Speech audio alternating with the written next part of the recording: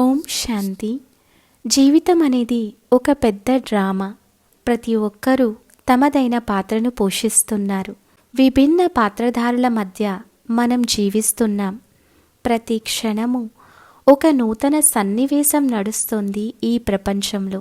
ఒకసారి జరిగిన సీన్ మళ్ళీ రీటేక్ జరగదు. ఏ సీన్ అయితే రికార్డ్ అయిపోయిందో అది ఒక శాశ్వతమైన అనంతమైన రికార్డింగ్.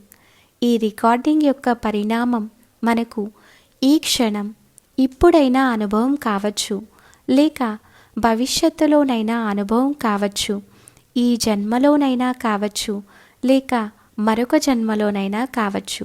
ఇంతటి అవగాహనతో జీవితాన్ని మనం జీవిస్తే ప్రతి సన్నివేశం ఎలా ఉంటుందంటే, లోకులు మనల్ని అభినందించకుండా ఉండలేరు.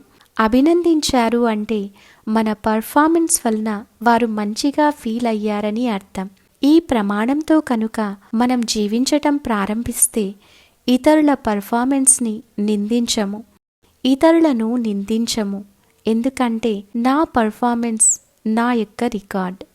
ఎదుటి వ్యక్తి యొక్క పర్ఫార్మెన్స్ ఇలా ఉండాలి అని అంచనా వేసినప్పుడు, ఎక్స్పెక్టేషన్ చేసినప్పుడు వారి యొక్క పర్ఫార్మెన్స్ ఆ విధంగా లేకుంటే కనుక దానికి మనం రెస్పాండ్ అయ్యే విధానం మనలో శాశ్వతంగా రికార్డ్ అయిపోతుంది.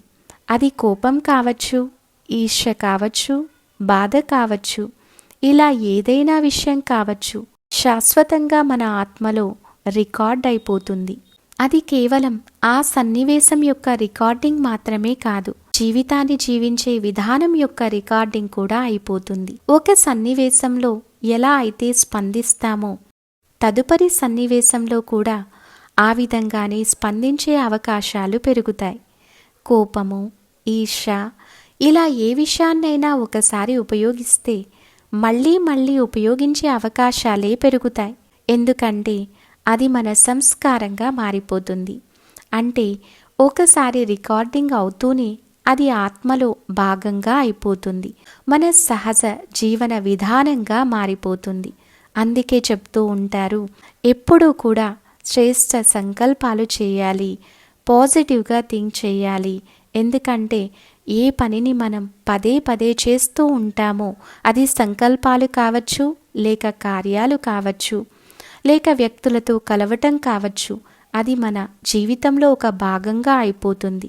ఎందుకంటే మనం ఆ సంస్కారానికి అడిక్ట్ అయిపోతాం.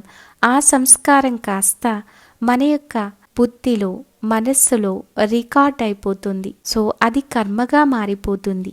నేను మంచిగా ఫీల్ అవుతూ ఇతరులకు కూడా మంచి ఫీల్ని అనుభవం చేయించిన నాడే నాది సరైన వ్యక్తిత్వం, క్యారెక్టర్ అవుతుంది. ఈరోజు మనం ఇలా నిర్ణయించుకుందాం. ఇప్పుడు గతాన్ని అనగా గతంలో ఏ రికార్డ్ అయ్యిందనే విషయాన్ని వదిలేద్దాం. ఈ క్షణం ఎటువంటి రికార్డింగ్ చేయాలనే దానిపైన ధ్యాస పెడతాం. సో మనం ఏ కర్మ అనేటటువంటి బీజాన్ని నాటుతామో ఆ కర్మ అనే బీజం శ్రేష్టంగా ఉన్నప్పుడు ఫలాలు కూడా శ్రేష్టంగా లభిస్తాయి. చేదు బీజాన్ని నాటితే ఫలం కూడా చేదుగానే లభిస్తుంది. అదేవిధంగా శ్రేష్ఠ సంకల్పం, శ్రేష్ఠ కర్మ అనే బీజాన్ని నాటడం ద్వారా ఫలితం కూడా శ్రేష్టంగా లభిస్తుంది. ఓం శాంతి.